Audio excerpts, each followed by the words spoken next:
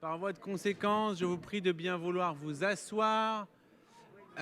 Tous et toutes, regagnez vos places, s'il vous plaît, de faire cesser les brouhahas. Et je vous rappelle, que ça se voit au vu de la présence des caméras, que cette séance est donc vidéo, est retransmise sur le site internet de Pleine Commune et sur une page Facebook. Alors, est-ce que vous voulez bien vous asseoir, messieurs? Allons-y, allons-y. Et là, sinon, après, je donne les noms de ceux qui sont debout. Voilà, dans 3, 2, 1.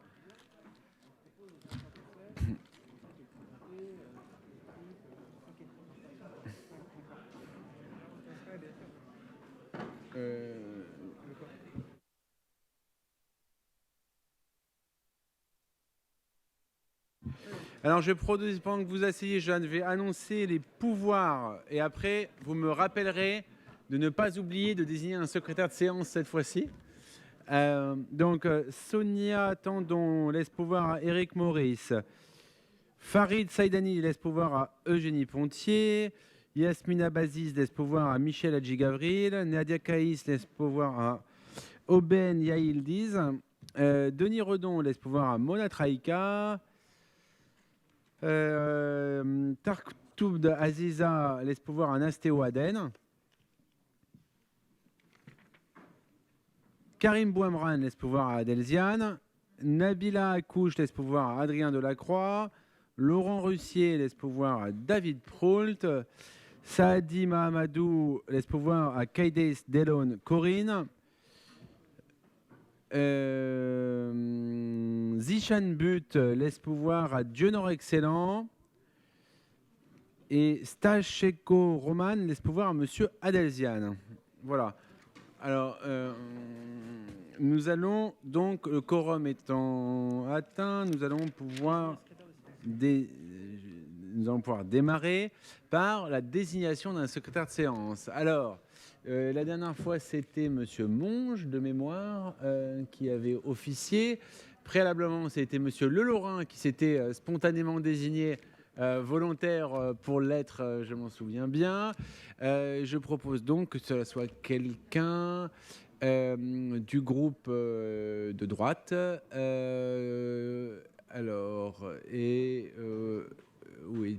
Où est le groupe de droite? À droite, tout simplement. Est-ce qu'il y a un volontaire parmi le groupe de droite pour être secrétaire de séance?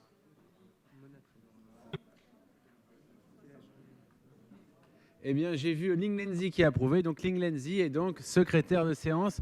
Si vous en êtes d'accord, il n'y a pas d'opposition. Voilà, donc Ling Lenzi est donc notre secrétaire de séance. Ah, il ne faut pas bouger la tête, hein, sinon c'est... Alors, c'est bon, on peut attaquer l'ordre du jour, tout va bien. Affaire numéro 1, vœu du Conseil de territoire, présenté par le président. Ce rapport sera diffusé ultérieurement. Voilà, il est donc là. Vous l'avez tous eu? Il a été remis sur table. Il a été remis sur table. Je vous laisse 1 minute pour en prendre connaissance. Et après, je vous propose d'accéder à l'amendement d'Hervé Chevreau qui a une... Pardon. Oui. Si, parce que d'ailleurs, je n'ai pas bien compris pourquoi c'était moi qui devais le présenter dans l'ordre du jour. Je pense que c'est une erreur. Je pense qu'il y a un sujet avec les Mathieu. Voilà, probablement. Donc, je suis tout à fait favorable à ce que le vice-président au transport, Mathieu Defrel, présente, donc du coup, en notre nom à tous, le vœu. Et après, je propose qu'on permette à Hervé Chevreau de présenter sa décision modificative budgétaire parce qu'il a une contrainte personnelle. Donc, en rapport au numéro 2, Hervé. Voilà. Mathieu. Merci, Monsieur le Président. Effectivement, c'est certainement un sujet d'homonyme. Mes chers collègues, je vais vous présenter du coup le vœu du Conseil territorial de Pleine Commune concernant l'urgence du développement des transports en commun. Comme vous le savez, le calendrier avance rapidement, notamment sur le volet transport du prochain CPER, donc le contrat de plan État-région concernant les transports en commun. Et donc ce soir, j'ai l'honneur de vous présenter ce vœu. Considérant que chaque année, en France, la pollution atmosphérique tue près de 60 000 personnes, considérant que les quartiers populaires, en première couronne parisienne, sont particulièrement touchés par ces phénomènes, considérant que de nombreuses études montrent aussi une corrélation entre prolifération du virus de la Covid-19 et densité de pollution, considérant les engagements forts pris par le territoire à travers son PAET, son PADD et son adhésion récente à la ZFE, considérant la volonté du territoire de privilégier les transports du quotidien au service des habitants, considérant la nécessité de renforcer et développer le réseau de transport, notamment en mode lourd, pour répondre aux enjeux environnementaux et de réduction des inégalités territoriales, considérant l'effet de levier certain que constitue une meilleure desserte en transport en commun pour le développement urbain du nord de Plaine Commune, en permettant la requalification et pacification des grands axes de circulation, mais aussi en impulsant un renfort majeur de l'attractivité résidentielle et économique des territoires desservis,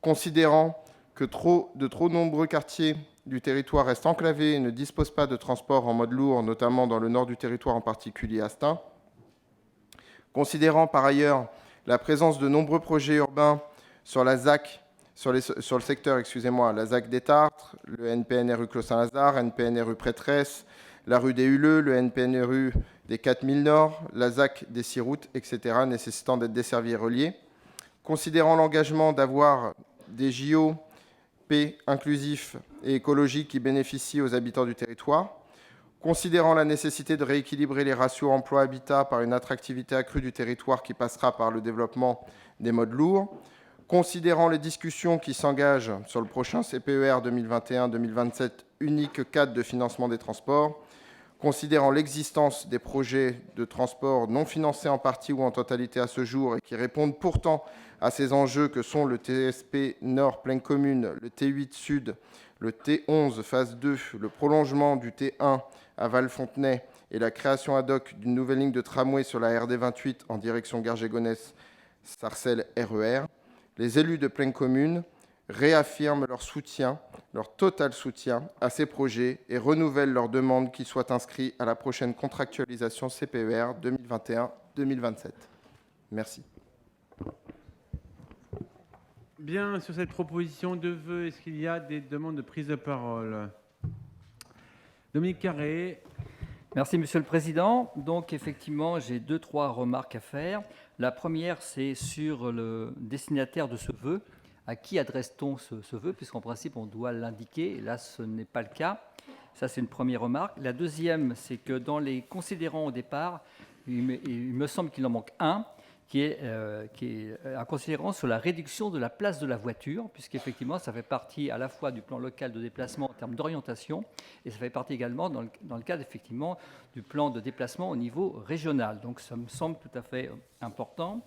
Et la troisième remarque, c'est plutôt une question, c'est au niveau des projets de transport, c'est-à-dire que tous les autres projets de transport qui sont prévus et qui ne sont pas mentionnés ici sont donc complètement financés. C'est bien ça ? Non, mais alors, je peux me permettre de répondre.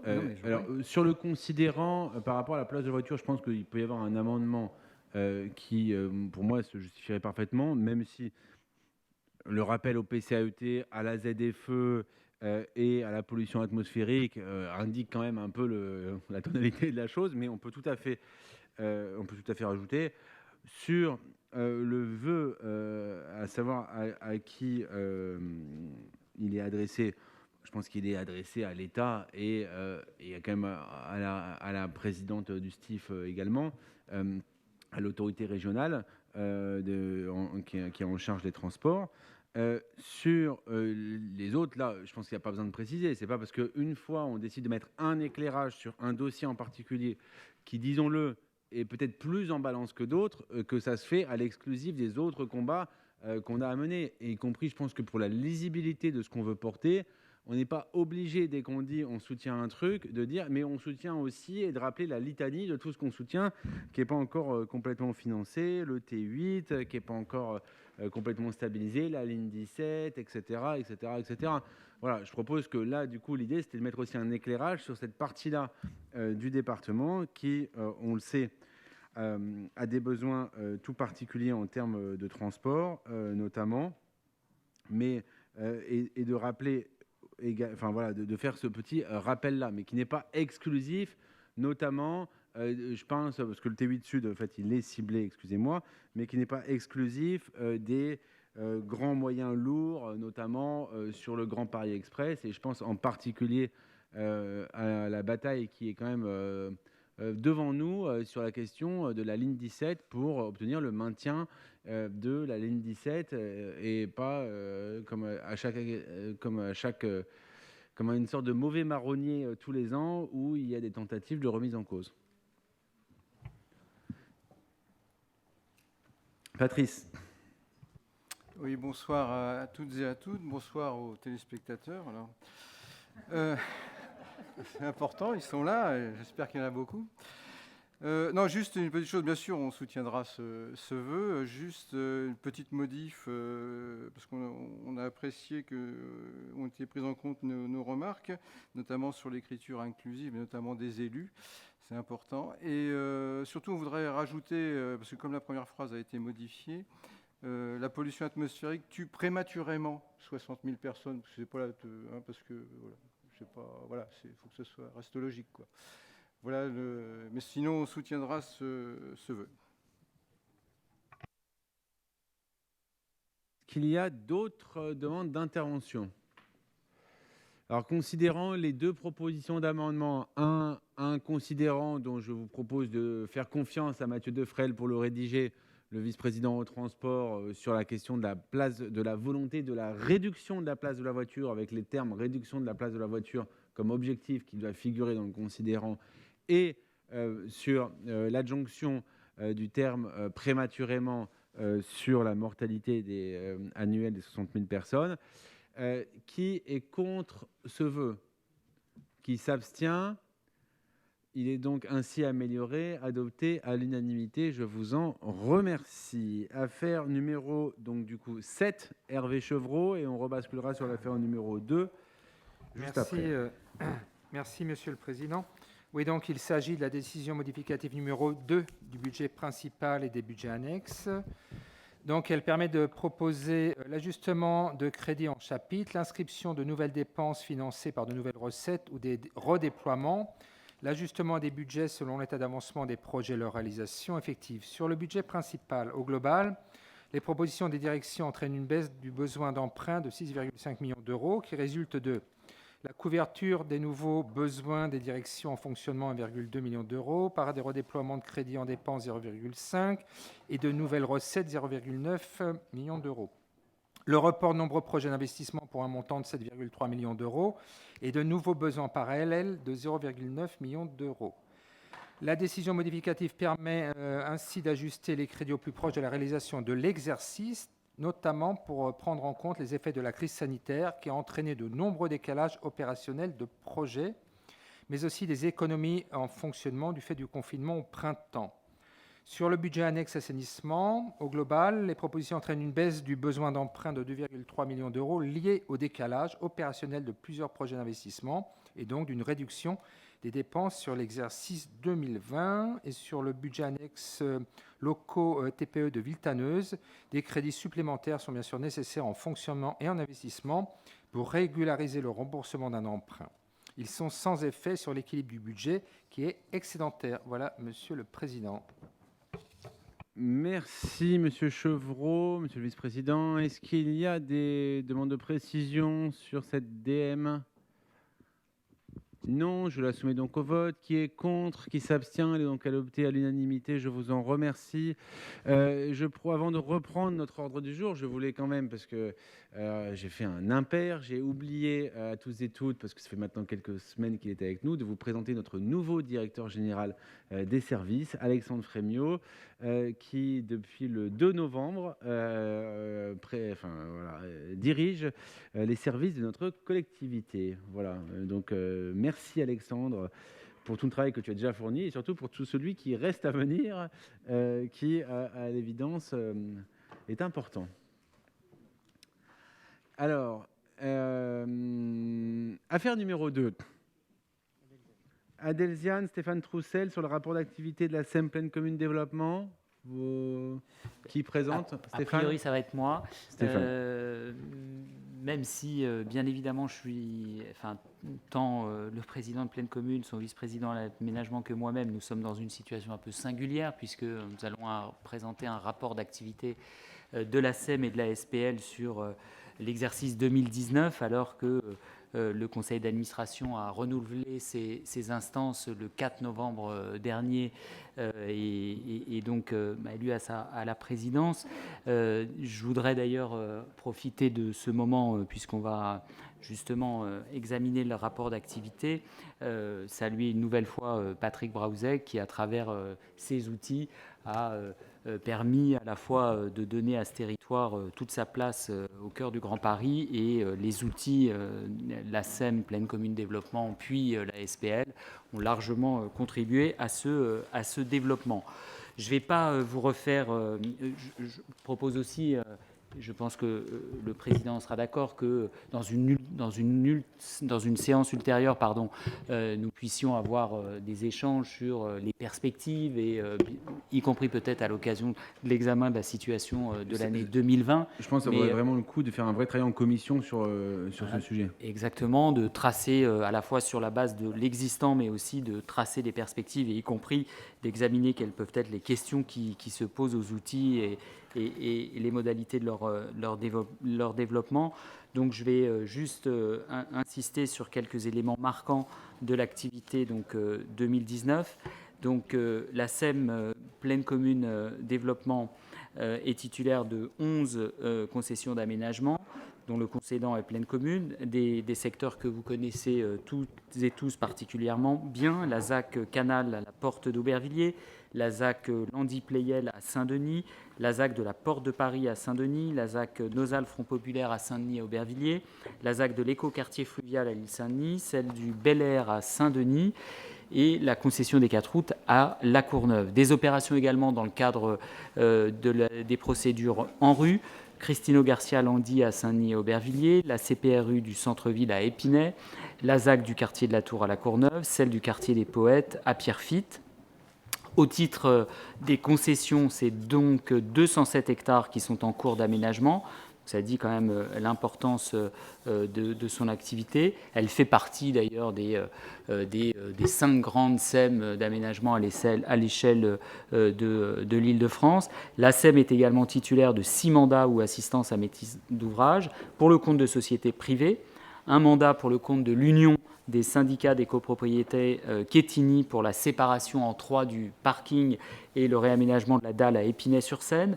Pour le compte de maître d'ouvrage privé, une assistance à maîtrise d'ouvrage pour la SCI Fémin sur la ZAC Canal à Aubervilliers, une assistance à maîtrise d'ouvrage pour la SCI l'ISCAM sur le projet de l'immeuble Gaspard sur la CPRU Christino Garcia Landy à Saint-Denis, une assistance à maîtrise d'ouvrage pour la société Woodeum sur la ZAC des Tartres à Stein, et une assistance à maîtrise d'ouvrage pour l'association Suivez la Flèche à Saint-Denis, vous le savez, l'association qui s'est constituée pour porter le projet de reconstruction, de remontage de la flèche sur la basilique de Saint-Denis. Pour le compte de l'hôpital de La Fontaine, donc une autre assistance à maîtrise d'ouvrage. Quelques éléments chiffrés. Le chiffre d'affaires des opérations, il s'élève sur 2019 à 46 350 000 euros, avec un chiffre d'affaires qui a été principalement constitué de la cession de quelques charges foncières et quelques-unes significatives. 2 cessions, par exemple, sur la ZAC de la Tour à La Courneuve, dont les travaux ont débuté début 2020, pour une livraison qui est prévue fin 2022. L'une au profit d'Antin Résidence, le 19 décembre 2019, pour permettre la construction de 71 logements en accession et 2 locaux d'activité en rez-de-chaussée. l'autre au profit de Cogedi Mercréa le 17 novembre 2019 pour permettre l'édification de 62 logements en accession et un local d'activité. Une cession de charges foncières au profit sur la ZAC, au profit de PRD sur la ZAC Nosal Front Populaire en juin 2019 pour permettre la construction d'un immeuble de bureau de 11 380 m² et 6 168 m² d'activité. Et puis une cession sur la CPRU Cristino Garcia Landi au profit de Sogelim et Euroéquipement le 9 décembre 2019 pour permettre l'édification d'un immeuble de bureau de plus de 21 000 m² et 160 m² de commerce avec une livraison prévue au dernier trimestre 2022. Voilà pour... j'ajoute également le versement du solde, que je ne dise pas de bêtises, oui c'est ça, le versement du solde de la participation Paris 4 sur la ZAC Canal, au terme de 2 conventions négociées par la SEM et signées par Plaine Commune. L'une en mars 2018 pour permettre la construction de plusieurs programmes de construction à usage de bureaux et de commerce, le permis de construire ayant été délivré en janvier 2019, avec un démarrage de chantier prévu, qui était prévu au 3e trimestre 2019, et une autre en juin 2018 pour la construction de plusieurs programmes de construction, le démarrage ayant commencé au 1er trimestre 2020. Ensuite, le résultat de la SEM, donc au 31 décembre 2019, dégage un bénéfice net après impôt de 44 684 €, à peu près équivalent à celui de 2018 qui était de 48 000 €. Voilà, s'agissant de la SEM, pour être très synthétique, Monsieur le Président. Est-ce que je passe à la SPL, si vous en êtes d'accord? Absolument. Très bien. Alors, s'agissant de la SPL, donc, vous savez que c'est 2 entités différentes avec un atout supplémentaire pour la SPL, c'est qu'elle fait ce qu'on appelle le in-house, qui lui permet de ne pas être, qui permet aux collectivités de ne pas être mis en concurrence et donc de pouvoir choisir cet outil directement pour les opérations. Et donc la liste des contrats en cours au 31 décembre 2019, l'ASPL est titulaire de 6 concessions d'aménagement, donc concédant les Plaine Commune, la ZAC des Tartres à Pierrefitte, Stein, Saint-Denis, la ZAC Sud Confluence à Saint-Denis, la ZAC Port Chemin Vert à Aubervilliers, la ZAC des 6 routes à La Courneuve, la ZAC du quartier de la mairie de La Courneuve, la ZAC Pleyel à Saint-Denis. La SPL est titulaire de 26 mandats ou assistance à maîtrise d'ouvrage. Je ne vais pas vous tous les lister parce que s'agissant des mandats et de l'assistance à maîtrise d'ouvrage pour la SPL, ils sont donc beaucoup plus nombreux, puisqu'il y a un fort développement de l'activité de la SPL, puisque pour les communes, encore une fois, c'est un outil relativement aisé en termes de fonctionnement, mais vous avez le détail avec y compris des villes qui sollicitent la SPL pour la réalisation de programmes de rénovation, d'équipements publics, d'aménagement et de restructuration d'équipements sportifs. Donc la liste des mandats est très longue, je ne vous les lis pas.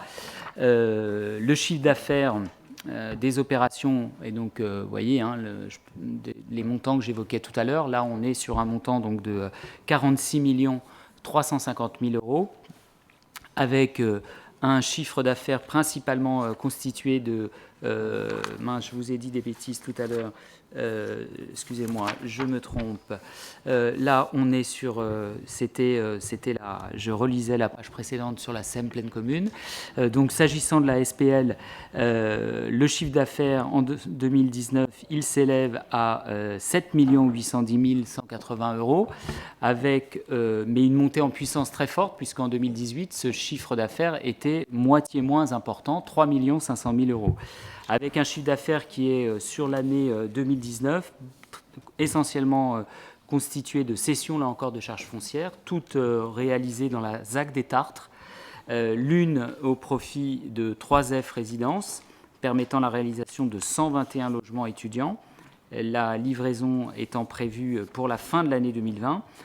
l'autre au profit de Pleine Commune Habitat, qui permet la réalisation de 150 logements étudiants, avec une livraison prévue au 4e trimestre de l'année prochaine, et le 6 novembre 2019 au profit de Woodeum SAS, donc promoteur immobilier spécialisé dans les constructions en structure bois massif pour la réalisation de 50 logements en accession, avec une livraison qui, elle, est prévue au 3e trimestre de l'année prochaine. Le résultat, au 31 décembre de l'année, dégageant un bénéfice net après impôt de 151 555 € contre un peu moins de 45 000 en 2018. Voilà pour une présentation très synthétique. Juste un élément a priori sur la période que nous avons vécue de confinement n'a pas occasionné de retard significatif, puisque le premier a interrompu un certain nombre de chantiers, mais d'autres ont pu assez rapidement reprendre, et ils ont repris en quasi-totalité, sinon en intégralité, dans le cadre du deuxième confinement actuel. Mais je vous propose que dans les semaines et mois qui viennent, on ait l'occasion de revenir plus globalement en termes de perspective sur l'activité des deux outils. Merci, Monsieur le Président. Est-ce qu'il y a des remarques ou des questions? Par ailleurs, les questions peuvent être posées aujourd'hui ou peuvent par ailleurs être posées aussi plus tard au Président par écrit, notamment si c'est une question précise. Oui, juste, non, c'est pas une question, c'est juste une petite remarque. Puis seulement le travail qui est fait justement dans ces deux superbes outils, qui sont des outils qui sont importants pour nos villes, pour nos projets, mais surtout dans le lien qu'on a avec ces deux outils, c'est ce lien de proximité qui permet effectivement de bien suivre tous les chantiers. Et puis, évidemment, on souhaite que ça se poursuive dans le même esprit, à l'avenir, que nos deux outils gardent leur indépendance, qu'ils ne soient pas noyés dans une SEM, par exemple, départementale. Donc, voilà, qu'on garde vraiment nos entités pour le service de nos 9 villes. Et puis, bien sûr, saluer le travail qui est fait. Et puis, toujours, comme je parlais d'état d'esprit, moi, j'apprécie particulièrement qu'on fasse travailler les entreprises du territoire, bon, dans les règles du marché, mais voilà, qu'on privilégie quand même, qu'on apporte vraiment notre soutien au secteur économique de notre territoire. Ce que tu veux dire, c'est que tu préfères quand les entreprises du territoire sont les meilleures de toutes. J'en doute pas. Ensuite, voilà, qu'on poursuive tout ce qui est fait sur le travail de l'économie circulaire, et puis être toujours attentif aux emplois générés par l'insertion dans tous les chantiers qu'on donne. Et je crois que la SEM, jusqu'à maintenant, il faisait très attention. Donc on souhaite que ça se perpétue. Tout à fait, et ça sera le cas, et notamment dans le cadre de la dynamique JO, et on y travaille encore cet après-midi. Alors, s'il n'y a pas d'autres remarques, je vous propose d'en prendre acte. On a pas mal de rapports d'activité. OPH et CAPS, Adrien Delacroix, et OPH d'Aubervilliers, en co-rapporteur, Adrien Delacroix et éventuellement Karine Franclet. Merci Monsieur le Président. Donc on passe un peu tardivement, mais le bilan, enfin les bilans des différents offices territoriaux. Donc là, je présenterai le bilan de 2019 de Pleine Commune Habitat, dont j'assure la présidence. Je tiens au passage du coup à saluer les conseils territoriaux qui siègent au conseil d'administration de Pleine Commune Habitat, que ce soit Oriane Fiol qui est vice-présidente de l'office, Hervé Bory, Cathy Bontin, Corinne Cadaïs-Delhomme, Laurent Russier, qui du coup ont été nommés au titre de leur fonction de conseillers territoriaux au conseil d'administration de Pleine Commune Habitat. Je vais, vu que on passe ce bilan, et y compris sur un bilan 2019, donc je vous propose d'aller assez vite, rappeler quelques chiffres clés qui sont rappelés du principal office territorial du territoire, de la collectivité, donc composé de 19 240 logements répartis sur 8 des 9 communes de l'EPT. 91% de ce patrimoine est en QPV. C'est 433 salariés qui travaillent à Pleine Commune Habitat, dont une part très importante évidemment de gardiens pour assurer la proximité au quotidien. C'est aujourd'hui, c'est en 2019, 1029 logements qui ont été attribués, surtout 297 logements qui ont été livrés. On aura l'occasion de le voir sur le bilan du PLH. On est sur un niveau de production de logements aujourd'hui sans doute insuffisant, et malgré tout, on a un office territorial qui assure une production de nouveaux logements. 506 logements du coup qui sont aujourd'hui actuellement en chantier, et puis de nombreuses réhabilitations en cours, 1718 logements qui ont été réhabilités en 2019. Et avec un effort particulier sur le suivi social des locataires, donc 730 locataires qui ont été suivis, qui ont bénéficié d'un suivi particulier. On a un taux de vacances qui s'élève à 1,59% et un taux de rotation à 4,37%.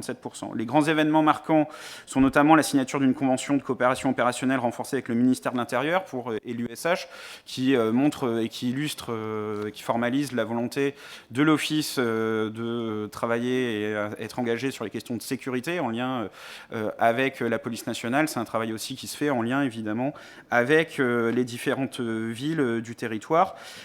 Je vous signale, dans le cadre des 297 logements qui ont été livrés, donc l'inauguration des résidences Suzanne Lacorte, Josette Audin, Convention, Nozal et Lucie Aubrac, et d'un certain nombre de dispositifs innovants, notamment la question du dispositif PAC Emploi Logement et la session de coaching pour des jeunes du territoire pour lier l'accès à l'emploi et l'accès au logement, les séminaires contre les violences faites aux femmes, le festival Regard 9.3 auquel l'Office a participé, qui était le festival culturel des bailleurs du département, ou Fenêtre sur rue Street Art. Sur le NPNRU, on a de nombreux projets qui sont inscrits, donc, notamment sur Épinay, La Courneuve, Pierrefitte et Saint-Denis. Donc je passe rapidement là-dessus, parce qu'on aura l'occasion d'y revenir dans le cadre du PLH. Un développement dynamisé pour les grands projets. Le Pleine Commune Habitat a été largement positionné sur la partie, en tout cas, sur une part importante dans les grands projets d'aménagement, notamment, je pense, au Village Olympique ou à Lumière Pleyel actuellement.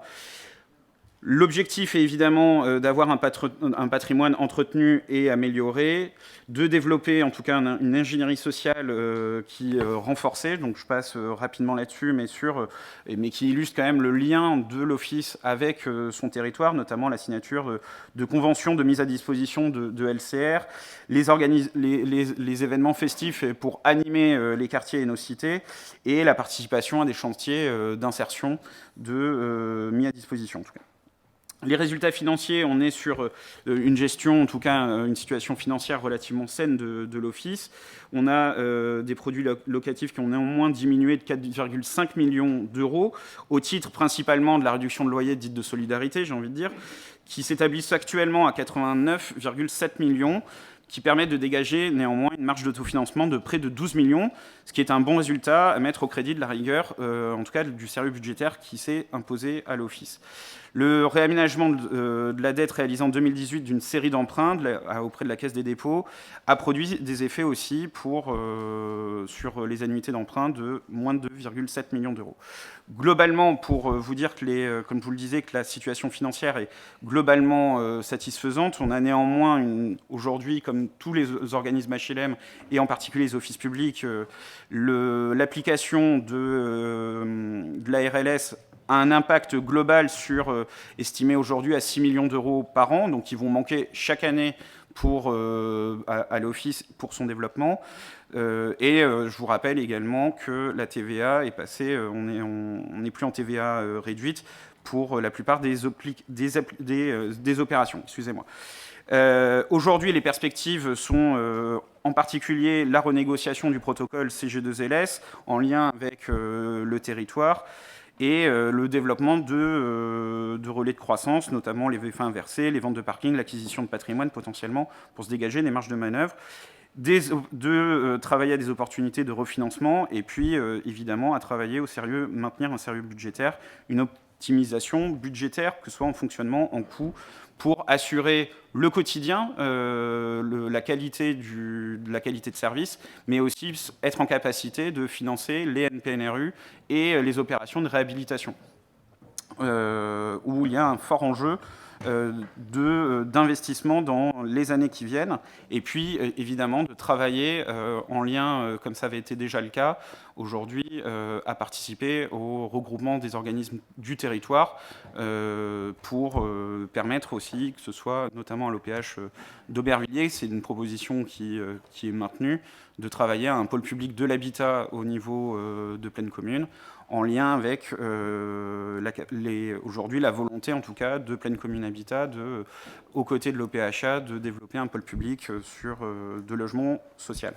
Voilà globalement les aspects un peu de bilan et de perspective. En tout cas, aujourd'hui, il y a la gouvernance, en tout cas, ce que je souhaite porter avec l'ensemble des administrateurs, c'est une priorité donnée à la qualité de service rendu aux locataires, et puis surtout d'améliorer le quotidien, notamment avec un engagement renforcé, notamment sur la question de la sécurité, mais donc ce qui va du bon entretien du bâti, des liens à travailler avec les forces de police et les villes, mais aussi participer pleinement à la transition écologique du territoire à travers des opérations innovantes en matière de bâti, mais aussi travailler à une performance énergétique de nos bâtiments renforcée dans les années qui viennent.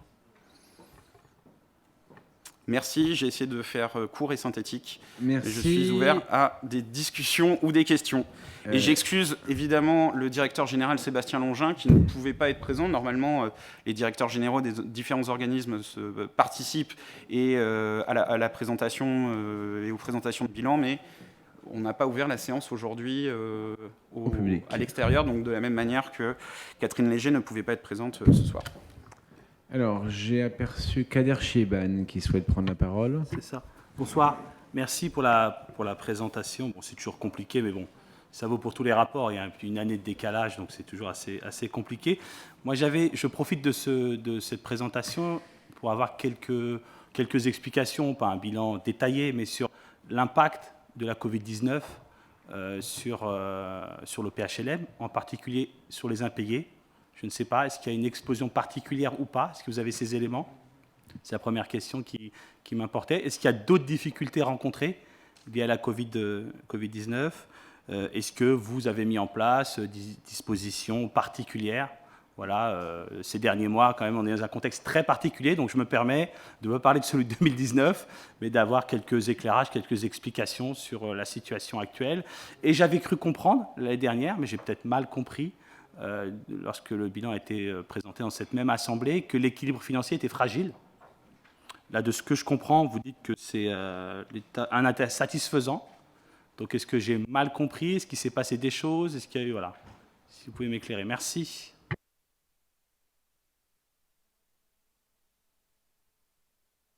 Patrice Kosneski. Merci, Monsieur le Président.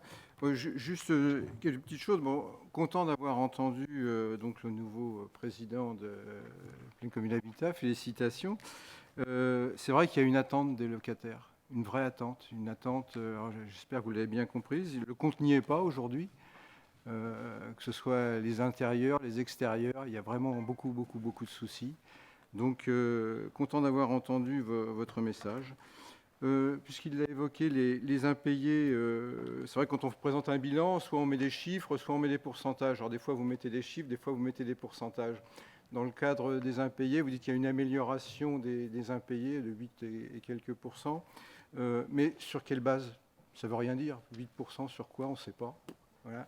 Donc je pense que voilà, quand on fait une présentation, soit on prend l'optique de tout présenter avec la réalité des chiffres, ou tout en pourcentage, mais pas un coup avec des pourcentages, un coup avec des chiffres, suivant comment ça peut arranger les choses, quoi.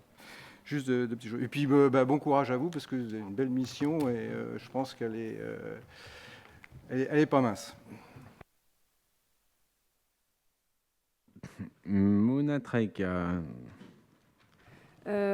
Bonsoir à toutes et à tous. Je voulais juste réagir sur la partie sécurité que vous avez abordée. Il y a une expérimentation aujourd'hui qui est faite à la mairie de Paris avec les OPHLM, avec notamment l'ancien DIRCAP du préfet de Seine-Saint-Denis, pour justement lier au Covid et à l'impact que ça a eu dans les relations entre les voisins et les problèmes de sécurité et de violence, notamment une violence envers les femmes. Demain, ça sera la journée de lutte contre les violences faites aux femmes. Donc je pense qu'il y a ces impacts-là aussi à prendre en compte, et le rôle des bailleurs est primordial. Eux, ils ont souhaité faire une expérimentation. Je vous invite vraiment à aller voir ce qu'ils y font, puisqu'ils ont créé quasiment une agence de police interne avec l'ensemble des bailleurs de la mairie de Paris, et ça porte ces problématiques de sécurité, de voisinage et de prévention, et surtout liées à toutes les violences, notamment sur les impacts Covid-19. Merci de votre attention. Qu'il y a d'autres interventions, peut-être dire par rapport en tout cas à cette dernière intervention que c'est vrai, mais il y a quand même une grande tradition dans les bailleurs parisiens de sécurité, avec des groupes de sécurité qui n'ont pas attendu le Covid pour se mettre en place, ce qui du coup est quand même, c'est vrai, plus facile après d'intervenir pour lui confier des missions complémentaires quand le dit groupe existe déjà. Il n'y a pas la même assise en termes de nombre de logements non plus que ce qu'il y a à pleine commune Habitat. Forcé de le constater, évidemment. Adrien Delacroix pour répondre aux différentes questions.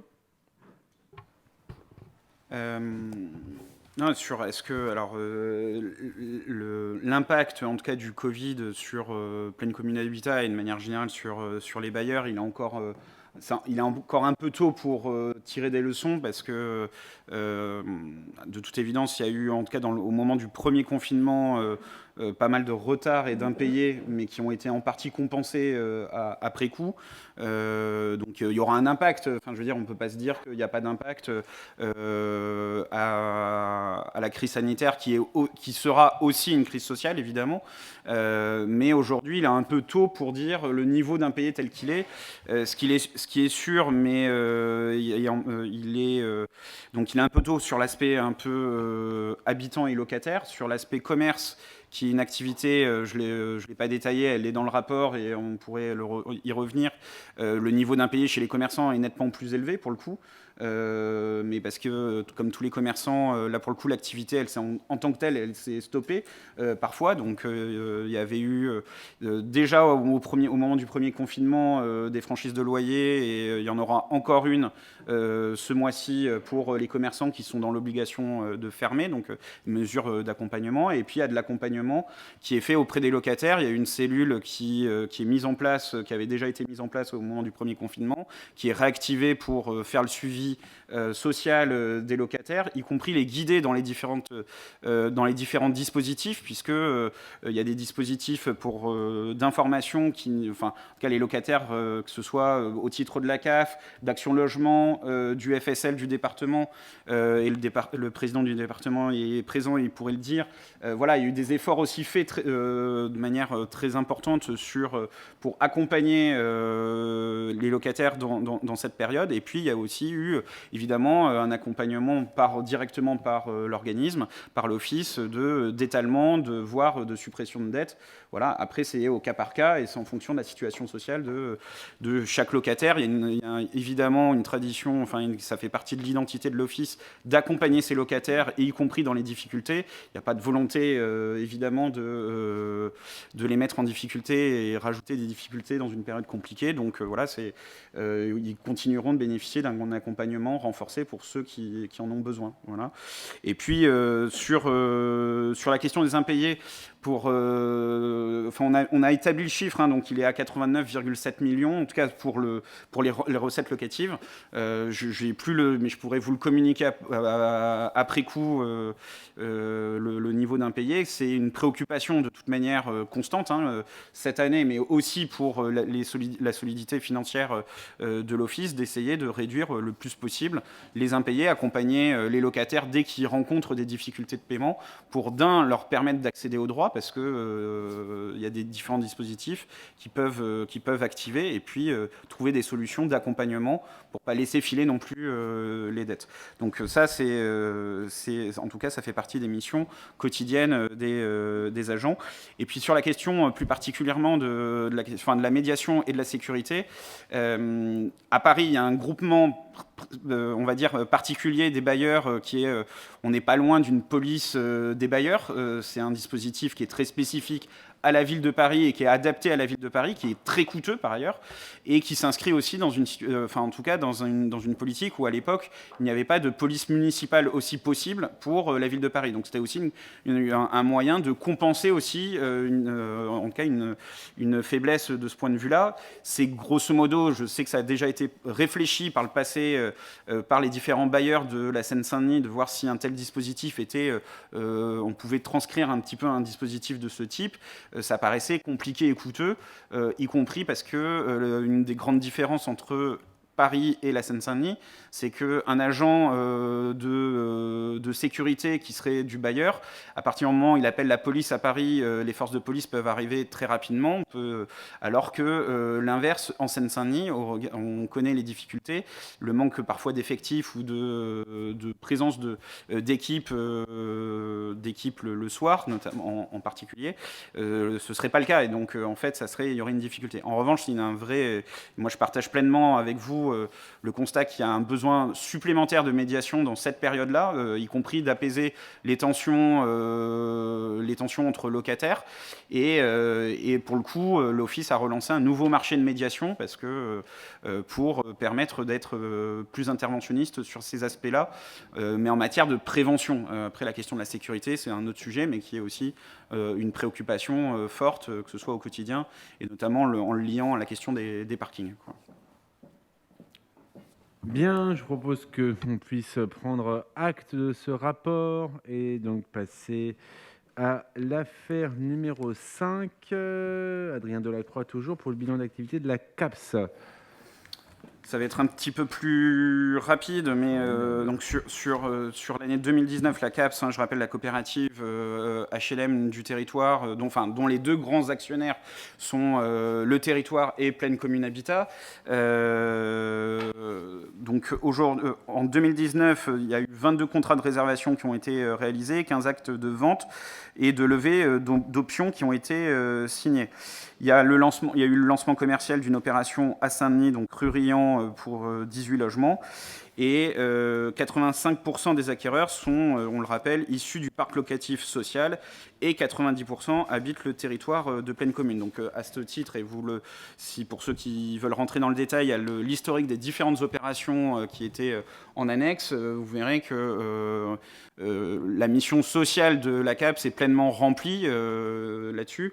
C'est un point fort sur lequel il faudra sans doute s'appuyer dans les années qui viennent, mais en même temps un point un petit peu de faiblesse, parce que ça veut dire qu'on est plutôt aujourd'hui sur jusqu'ici des opérations de taille plutôt modeste et avec des acquéreurs aux revenus très moyens. Et donc peut-être que pour développer, parce que je pense que ça sera une ambition, mais on en reparlera un petit peu dans le cadre du PLH, je pense qu'il y a une vraie ambition pour le territoire et un enjeu fort de permettre et de garantir le développement de l'accession sociale à la propriété, de permettre à chaque ménage d'être sécurisé dans la réaccession à la propriété, quand bien même ils ont des revenus moyens. Et jusqu'ici, on est pour la CAPS dans une période un petit peu de baisse de production.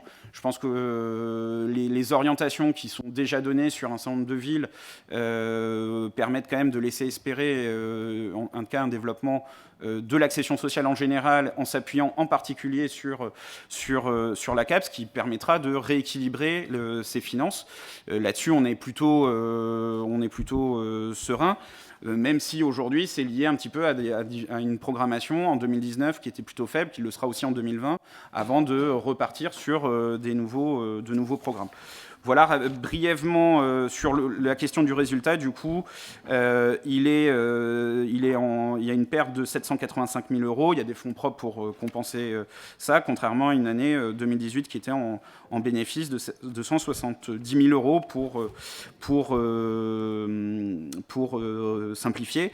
En tout cas, je sais, pour en avoir discuté au sein du conseil d'administration de la CAPS, il y a une vraie volonté aussi de renforcer et développer les services, notamment l'accompagnement des acquéreurs avec un service après-vente renforcé.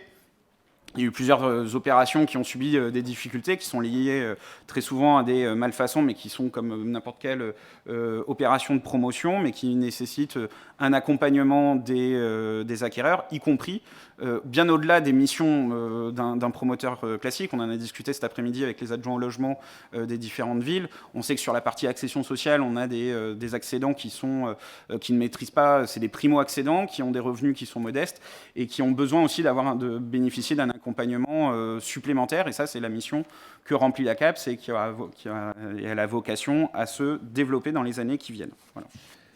Merci Adrien, et effectivement on aura l'occasion de débattre de cet avenir dans le cadre de nos débats sur les perspectives du PLH. On pourra l'évoquer là ou d'ailleurs quand nous reverrons notre PLH l'année prochaine, en 2021. Alors, questions, commentaires, où on peut en prendre acte de... Oui, Philippe Monge. Un petit commentaire très rapide, bonsoir. Pour dire que c'est vrai que la CAPS est un outil singulier, qui à la fois fait de la promotion, mais fait aussi de l'accompagnement, voilà, et qui propose une offre intermédiaire vraiment intéressante sur le territoire. Voilà, donc il s'agit vraiment de... Enfin, pour moi et pour l'île Saint-Denis, on a eu pas mal d'opérations en île Saint-Denis, de conforter la CAPS dans les années à venir, de faire en sorte qu'elle puisse vraiment accompagner les gens et mener cette double mission. Parce qu'en fait, je crois que c'est ça qui est particulier. Certains promoteurs, enfin la plupart des promoteurs classiques construisent et puis ils partent. Voilà, et la CAPS, elle, reste pour continuer à accompagner. Et ça, c'est vraiment une singularité qu'il faut continuer à porter. Tout à fait, mais si par exemple dans notre prochain PLH nous donnions des objectifs ambitieux, voilà, un pourcentage par exemple plus ambitieux que ce qu'il n'est aujourd'hui, cela pourrait conforter justement la CAPS dans son avenir. Alors, pas d'autres commentaires? C'est bon, je pense qu'on n'appelle pas de réaction, Adrien? Juste un commentaire.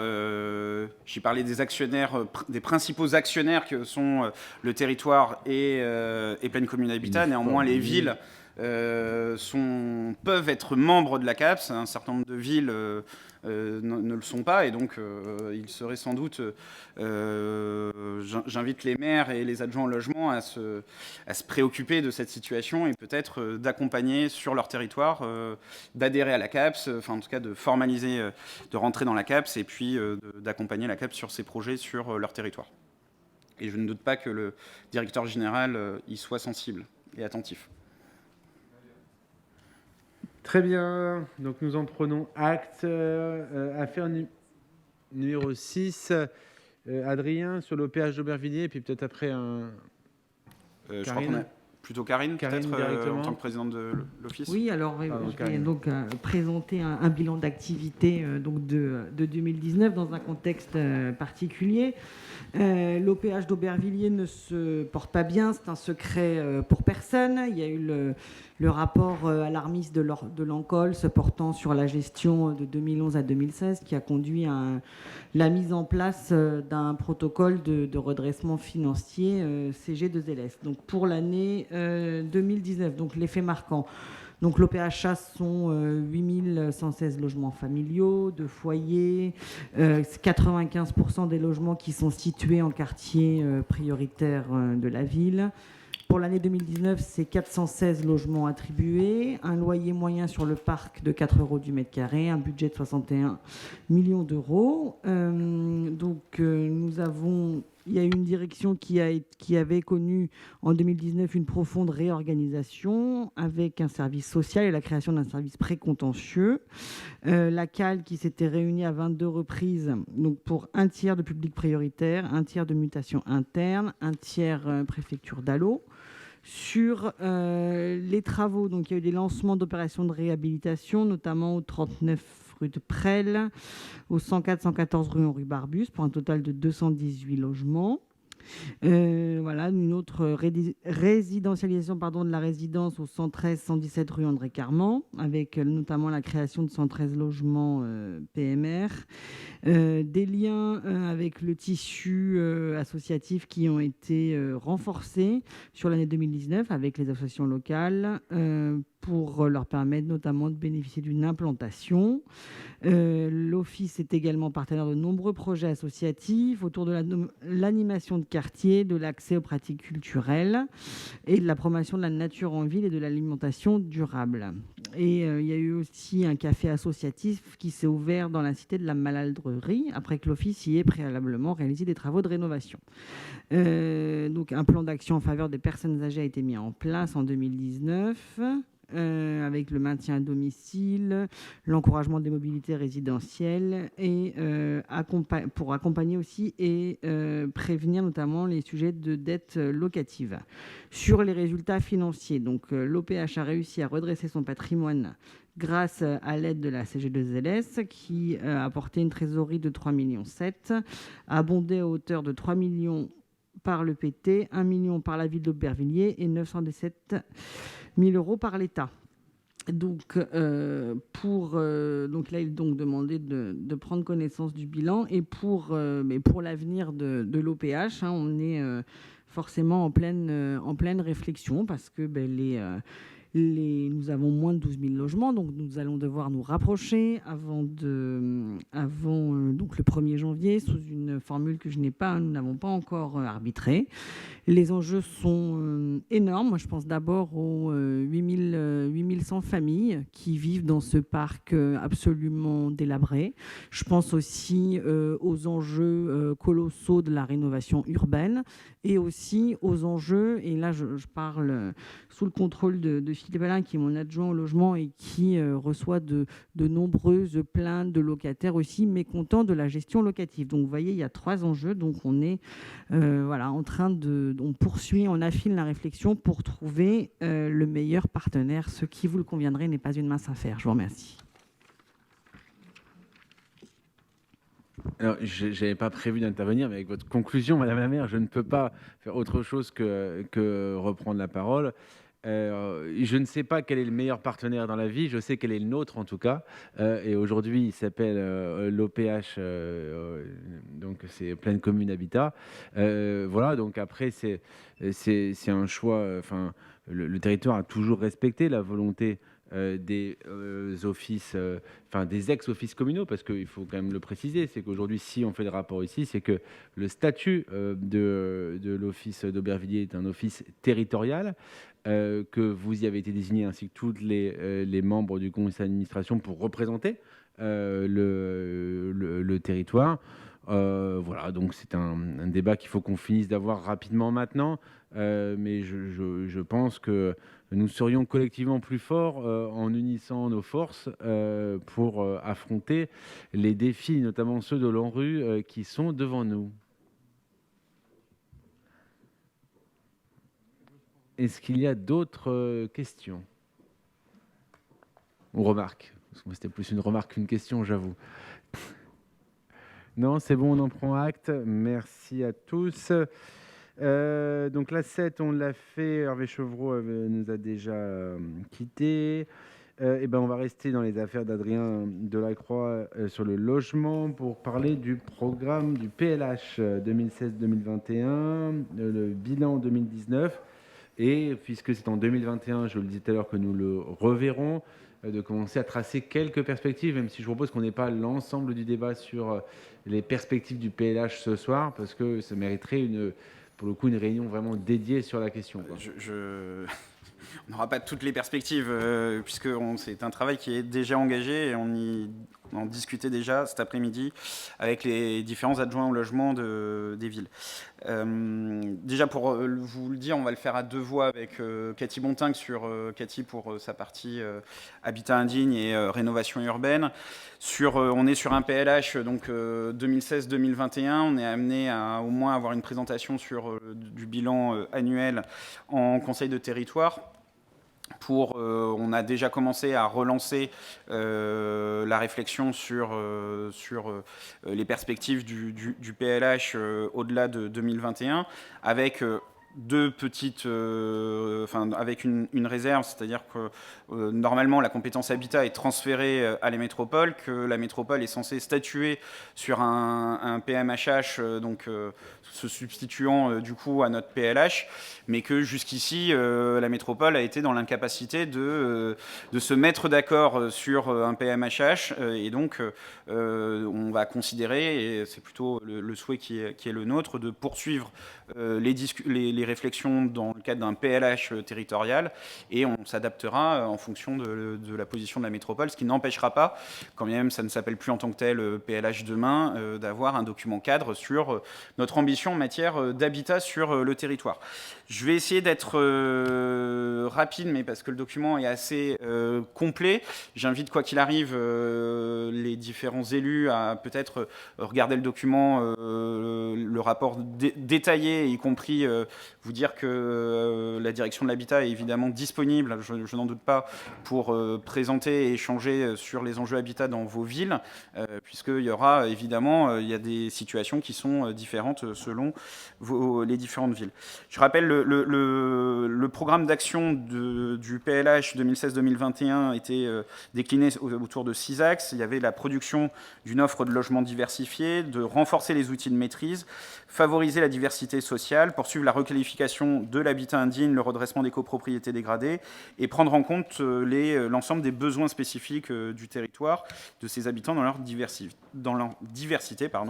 et de évidemment suivre et évaluer la mise en place du PLH. Je propose de passer à la slide suivante. Je vais essayer de... là, je l'ai présenté, vous pouvez y aller. Donc, sur la production d'une offre de logement diversifiée, rappelez qu'on était sur un PLH qui, en théorie, devait produire, dont l'objectif était de produire 4200 logements par an. Nous n'y sommes arrivés qu'une seule année et qu'on est plutôt sur une tendance baissière. Jusqu'en 2019, on peut se dire que la production de logements en 2020 ne sera pas très élevée non plus et que les perspectives sont plutôt, elles seront à affiner, mais que l'ambition de 4200 logements était y compris conditionnée à un accompagnement financier des maires pour la réalisation d'équipements publics et l'arrivée d'un certain nombre de transports en commun.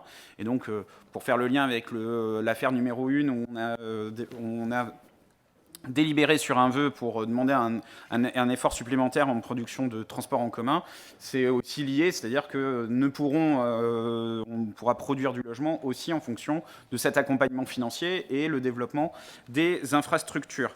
Je vous propose de passer à la slide suivante. Vous avez la répartition de la construction neuve sur ces dernières années. Pour l'accession libre, on est à peu près sur 64% de réalisés pour un objectif allant jusqu'à 58%, donc on est un petit peu au-delà. Sur l'accession sociale, nous avions un objectif de 5 à 7% dans le PLH et nous arrivons pour le coup péniblement à 5%. En locatif intermédiaire, il y avait un objectif de 2%, il est à 3%, donc ça fera l'objet y compris peut-être dans les perspectives de discussion particulières sur ce produit. Et puis en locatif social, il y avait un objectif allant jusqu'à 40%. Tout compris, je rappelle, on a produit au final sur le territoire 28%. Et en réalité, si on regarde surtout la déclinaison du logement social familial, hors logement spécifique, notamment la question les résidences étudiantes, on arrive seulement à 11,1%. Donc en tout cas un différentiel assez fort entre les objectifs affichés et le réalisé. Je vous propose de passer à la slide suivante. Vous avez la répartition des différentes typologies selon les villes, avec notamment le logement spécifique et social qui se concentre sur plutôt, jusqu'ici en tout cas, à Aubervilliers et Saint-Denis, tant par le niveau de production qui est important, mais aussi les choix qui avaient été faits par les différentes équipes. Slide suivante. Vous rappelez que plus de la moitié, près de la moitié des opérations de nouveaux logements ont lieu en ZAC, en PRU ou en PNR cadre, donc dans des zones d'aménagement. et que les disparités, vous les verrez, sont évidemment assez fortes selon les villes, mais qui est aussi liée aux zones d'aménagement et aux fonciers disponibles sur les différentes villes. Si on voit sur la slide suivante les perspectives de production, on est potentiellement sur 2020 sur une année très faible, puisqu'on passerait de 3191 logements à 1807 logements. On n'a pas le nombre d'agréments définitifs, mais qui est aussi très faible, le nombre d'agréments de logements sociaux en 2020. Et en 2021, en tout cas, une production qui est un petit peu autour de 3000 logements, ce qui serait une année moyenne. Et on verra les perspectives plus tard. Sur la slide suivante, vous avez la répartition, la cartographie des différentes livraisons. On voit que le sud du territoire, donc les villes du sud, notamment Saint-Ouen, Saint-Denis, Aubervilliers et dans une moindre mesure le sud de la Courneuve, produisent une grande partie des logements. On produit une grande partie des logements du territoire, que ce soit en familial, spécifique ou mixte. Sur les livraisons prévisionnelles, la tendance s'accélère. Donc on le voit sur la slide suivante, où c'est pour le coup essentiellement toujours plutôt dans le sud du territoire que la production de logements se fait. Donc c'est aussi lié aux opportunités et au fait que les zones d'aménagement sont plutôt situées là, évidemment. Slide suivant, on voit les agréments de logements sociaux hors en rue.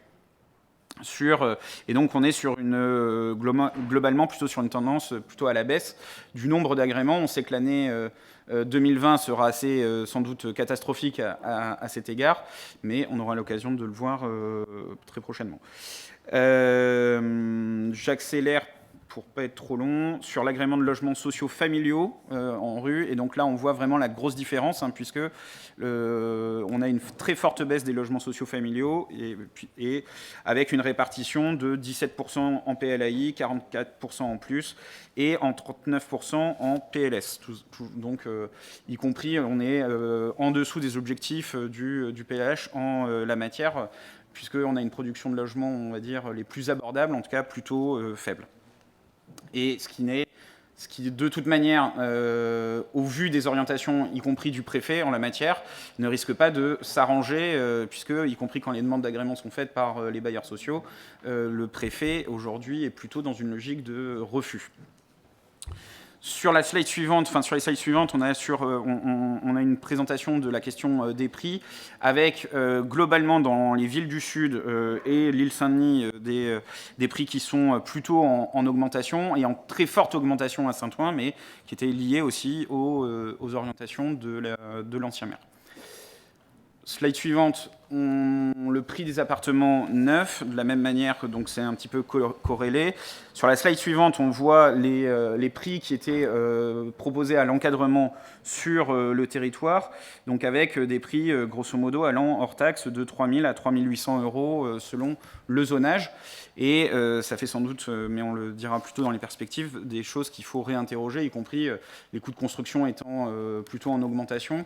Aujourd'hui, on a plutôt beaucoup de maires qui sont en situation de demander des dérogations à la charte, en tout cas à la charte qui était fixée des prix plafonds pour permettre la sortie des opérations.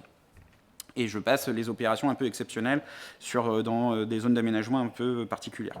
Sur la provenance des acquéreurs, on a, et ça interroge évidemment, et c'est une attention particulière des maires et des équipes municipales, des choses très disparates, en tout cas allant grosso modo d'une production de logements qui ne profite pas forcément en priorité aux habitants du territoire. Après, ça peut être soit des choix, soit lié à un certain nombre d'opérations quand c'est faible, dans des opérations dans le diffus et pas dans des zones d'aménagement, et donc où la commercialisation et les contraintes qui sont fixées aux opérateurs est plus forte. Et donc, c'est pas complètement étonnant que, par exemple, sur Épinay-sur-Seine, on est sur 13% de la production de logements qui profite aux habitants de la ville, quand à Saint-Denis, on est plutôt à 31%. On a eu l'occasion d'échanger avec le maire là-dessus cet après-midi, mais c'est évidemment des choses sur lesquelles il faudra probablement travailler et renforcer nos outils un petit peu coercitifs ou incitatifs pour que les efforts en matière de production de logements profitent avant tout aux habitants du territoire et des villes. Slide suivante. Je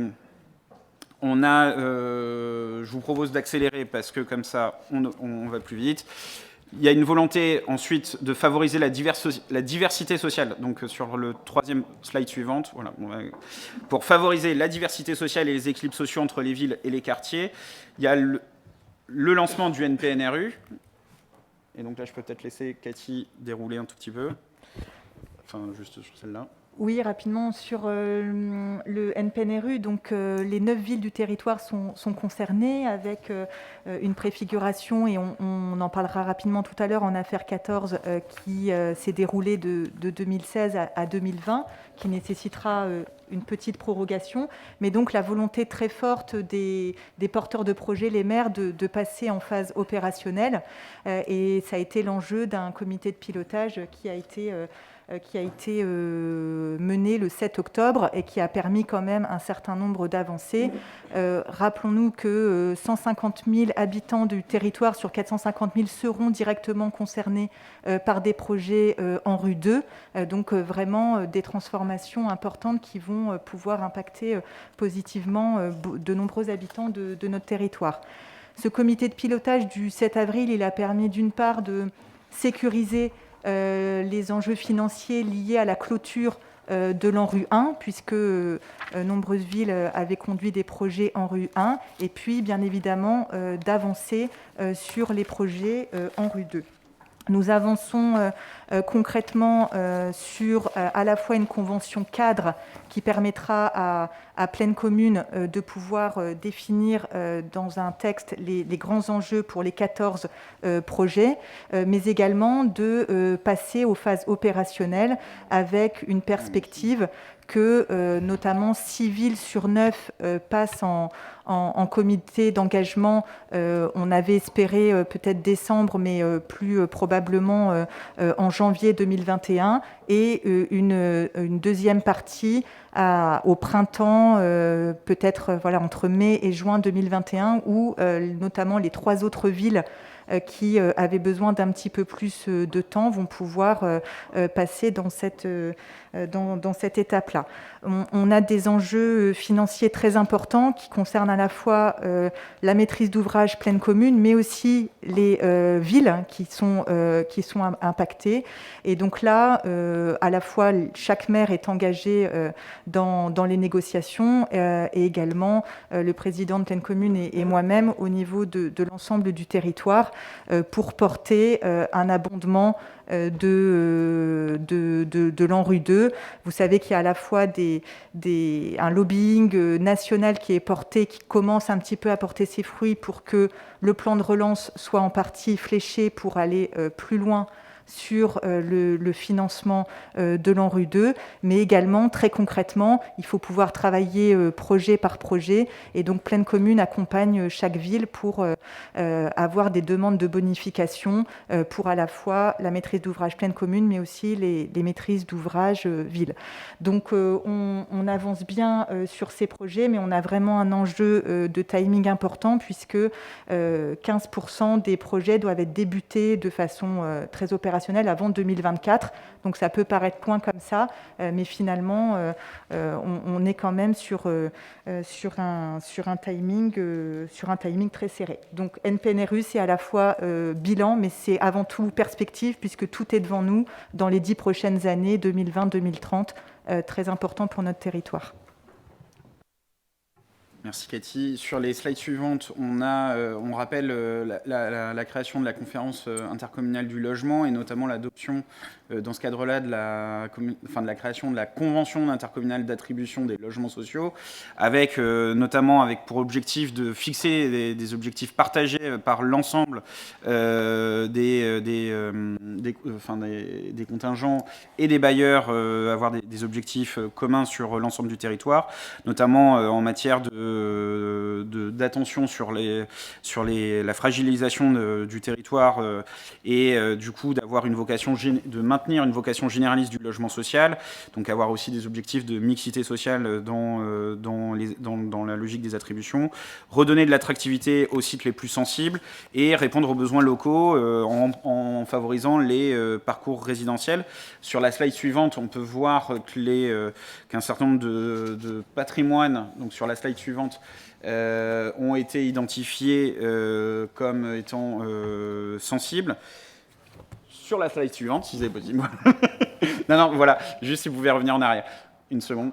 Voilà, donc on a identifié un certain nombre de patrimoines et de cités ont été identifiés sur les sites les plus compliqués, donc avec où se cumule, on va dire, une surreprésentation des foyers les plus modestes, mais aussi des sites où les dysfonctionnements sont grands. Sur la partie suivante, avec un objectif fort, eh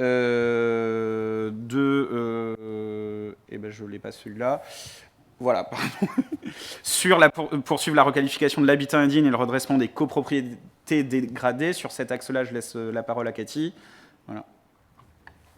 Oui, sur cet axe-là, beaucoup de villes du territoire sont aussi impactées à des niveaux différents. Le positionnement de l'EPT est davantage de travailler dans les UT Habitat sur le volet préventif du traitement de l'habitat indigne, avec, et ça a été exprimé très fortement par les élus des villes qu'on a réunis cet après-midi en visioconférence, la volonté de mieux accompagner les copropriétaires assez en amont du début des problèmes. Et c'est vraiment, je crois, quelque chose qu'on doit encore renforcer, puisque si on n'est pas vigilant sur ce point-là, on met beaucoup d'énergie à traiter les copros très dégradés, mais pendant qu'on vide l'océan la petite cuillère sur cette partie-là, malheureusement, il se re-remplit de l'autre côté. Donc vraiment un axe fort à renforcer là-dessus. Important, l'observatoire des copropriétés, puisqu'il y a déjà pas mal de données qui permettent d'identifier ce fameux parc privé potentiellement indigne, qui est un indicateur très important, puisque, pour rappel, nous demandons à ce que, notamment le financement de nos moyens dans les villes pour mener les procédures d'insalubrité et de péril, elles soient davantage indexées sur la réalité du parc dégradé dans nos villes. Donc il faut pouvoir avoir des données très très précises sur l'état des lieux de l'habitat indigne. Et puis, effectivement, pouvoir avancer sur d'autres aspects législatifs. On en parlera dans la partie perspective de l'habitat indigne.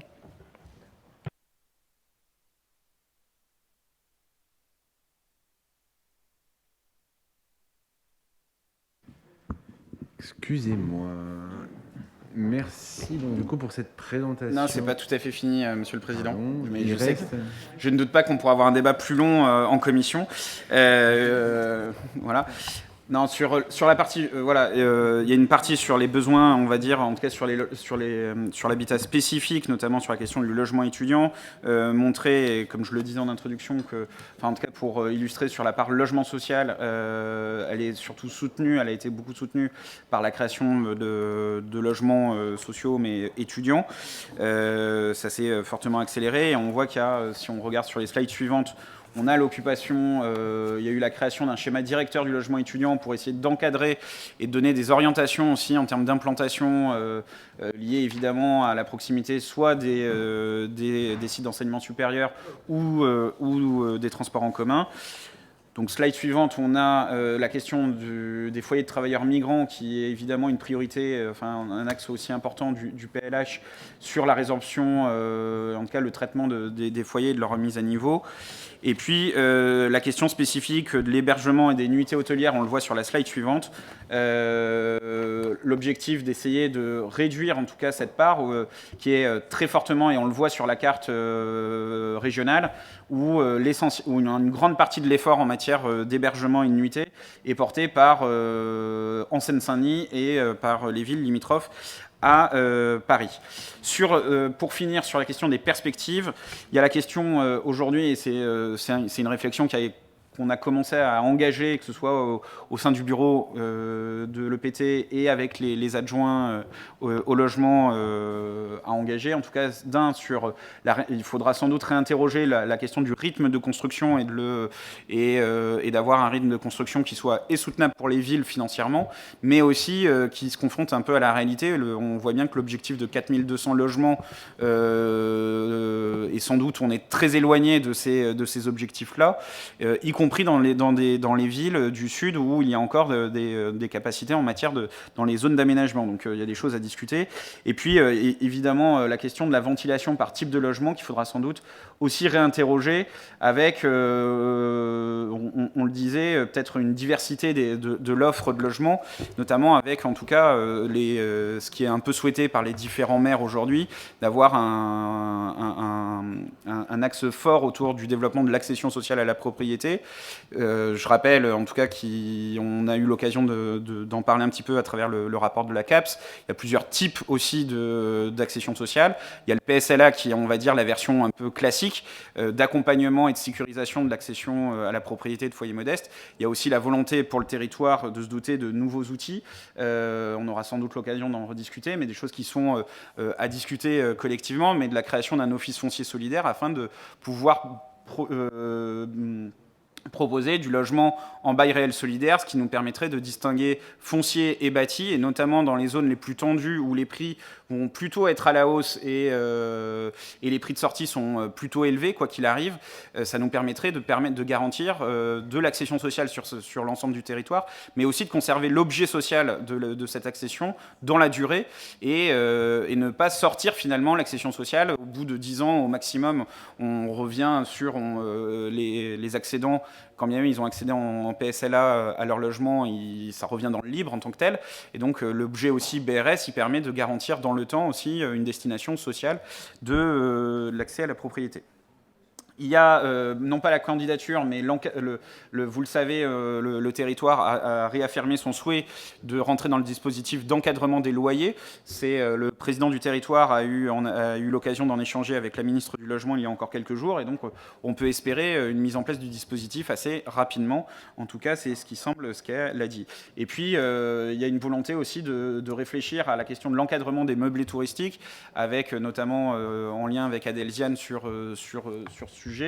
On voit bien que dans les villes les plus tendues, l'offre en tout cas les meublés touristiques se développe très fortement. Alors certes, la crise du Covid est passée par là et c'est un petit peu baissé, même si en tout cas sur Airbnb, on a parfois la capacité à louer des logements pour y faire des fêtes, mais on va dire que c'est plutôt exceptionnel dans la période, mais que quoi qu'il arrive, on sait qu'on est sur une situation où il y a une forte pression sur les logements de ce point de vue-là, et y compris, il y a un besoin sans doute pour le territoire de mieux encadrer la pratique pour éviter qu'on sorte trop de logements familiaux du marché au profit d'investissements sans doute très rentables, mais qui méritent d'être encadrés.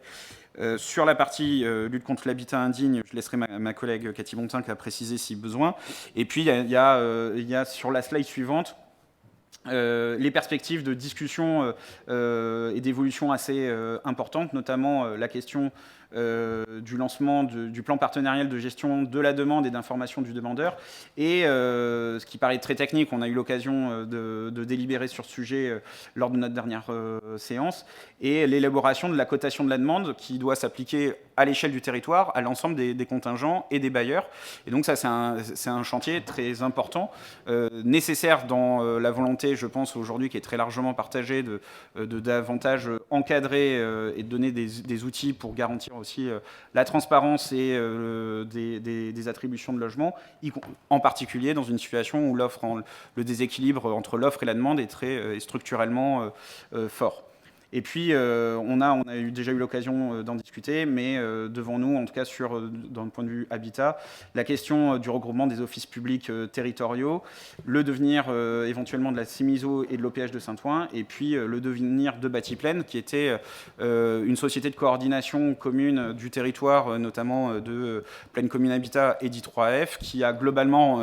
on remplit son objectif de réaliser l'essentiel de la production de logements, de de réaliser la maîtrise d'ouvrage de l'essentiel de la production de logements sociaux sur le territoire, qui a été très fortement et essentiellement portée par Pleine Commune Habitat et I3F ces dernières années, mais que malgré ce poids important dans la production de logements, au vu de la production globale, elle est insuffisante, et aujourd'hui, on va plutôt dans une, en tout cas, dans une, sans doute une suppression de bâti pleine et de réintégrer en tant que tel les maîtrises d'ouvrage à I3F et à Pleine Commune Habitat. Pour terminer, je dirais simplement donc, sur la lutte contre l'habitat indigne, les deux chantiers qui sont vraiment devant nous, à part les chantiers opérationnels dans chaque ville, mais pour l'ensemble du territoire, c'est vraiment la question du permis de louer. Il va falloir qu'on tire un bilan des expérimentations qui ont été menées au cours de l'année 2019, depuis 2019, dans 5 villes, dans des périmètres souvent restreints. Vous savez que maintenant, la partie sanction est opérationnelle, puisque la préfecture a enfin donné les outils pour pouvoir aller aussi sur la partie sanction en cas de non-respect du permis de louer. Mais voilà, en tout cas sur Saint-Denis, nous, une réflexion, elle est vraiment de voir ce qui a bien fonctionné, mais aussi comment on étend et à quel rythme, parce que ça mobilise beaucoup de ressources dans les services communaux d'hygiène et de santé, et donc il faut pouvoir quand même prioriser les chantiers. Donc permis de louer, c'est vraiment devant nous. Et puis la question de l'ordonnance de simplification des pouvoirs de police. Il y a eu un texte important qui a été pris au mois de septembre, qui était prévu dans la loi Elan. Et donc, dorénavant, tous les pouvoirs de police sont regroupés dans le Code de la construction et de l'habitation, avec une simplification et la possibilité qui pourrait être donnée d'un transfert de compétences à l'EPT, total ou partiel. Donc ça veut dire qu'il n'y a pas d'obligation du tout à le faire, mais c'est une question qu'il faudra se poser. Voilà pour les perspectives. Bien, alors, après cette présentation très complète, est-ce qu'il y a des demandes de prise de parole ? Je voulais peut-être, du coup, puisque j'étais en rendez-vous vendredi soir avec Emmanuel Vargon, confirmer ce qu'a évoqué Adrien, la bonne nouvelle qui nous a été annoncée à cette occasion sur le fait que le décret qui nous autoriserait à faire sur la question des loyers devrait sortir au premier trimestre, au tout début de l'année prochaine. Pardon, Cathy ? Je crois qu'elle a même dit avant la fin de l'année. Hein. Oui, mais pour une application, enfin, il va sortir avant la fin de l'année, pardon, excusez-moi, oui. Donc en décembre, pardon, c'est ça, pour une application au premier trimestre 2021, parce que derrière, il faut encore une mise en arrêté préfectorale.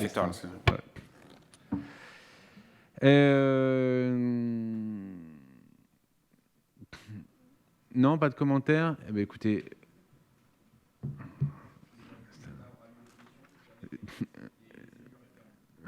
Je pense qu'en tout cas, il a déjà lieu.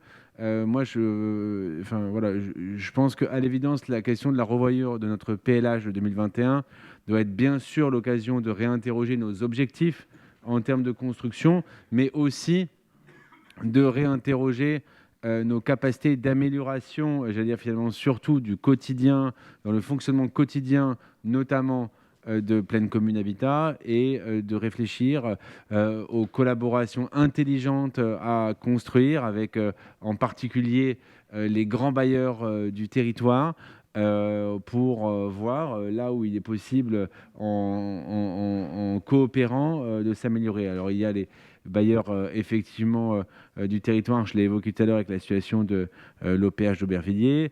Il y a la situation particulière de Saint-Ouen avec la question de la Cémiso, mais aussi des grands acteurs du territoire.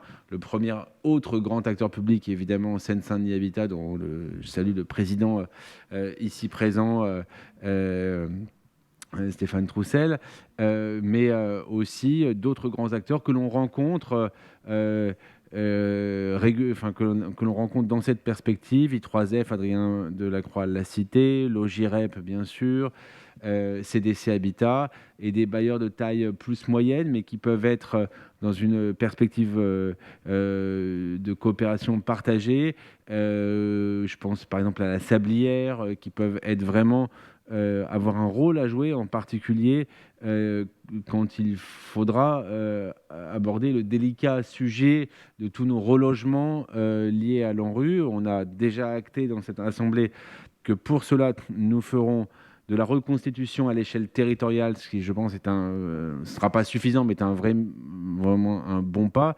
Il faut au maximum qu'on diversifie effectivement les possibilités de relogement pour qu'on ne fasse pas prendre de retard à nos ANRU. Et je pense qu'une stratégie multi-bailleurs demain sera en tout cas la pierre angulaire de cette approche.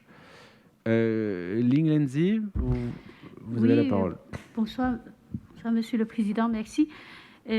Lorsque Cathy a fait présentation sur les perspectives, j'ai vu qu'il y a un point qui est concernant l'encadrement de la vente de HLM à des occupants. Et j'ai pas écouté, j'ai pas entendu en fait le développement de ce point. Est-ce que vous pouvez revenir là-dessus, s'il vous plaît? Je pense que vous avez confondu avec l'encadrement des loyers, c'est ce sur quoi on a délibéré. Tout à l'heure, c'était sur le slide. Je ne sais plus où est-ce qu'on l'a mis. En tout cas, globalement, le modèle du territoire, c'est pas de faciliter la vente HLM. En tout cas, il y a des nouveaux hors usage social, et y compris l'accession sociale en BRS pourrait être en tout cas un outil pour accompagner de la vente HLM, mais tout en gardant l'usage social du patrimoine. En tout cas, c'est que les grands offices publics n'ont jamais fait le choix de faire de la vente HLM, et c'est bien pour ça, voilà, effectivement, que c'est que en tout cas cet objectif de non-vente du parc, de ne pas de vendre le parc social, est réaffirmé dans le PLH, et y compris dans les relations qu'on peut avoir avec les bailleurs.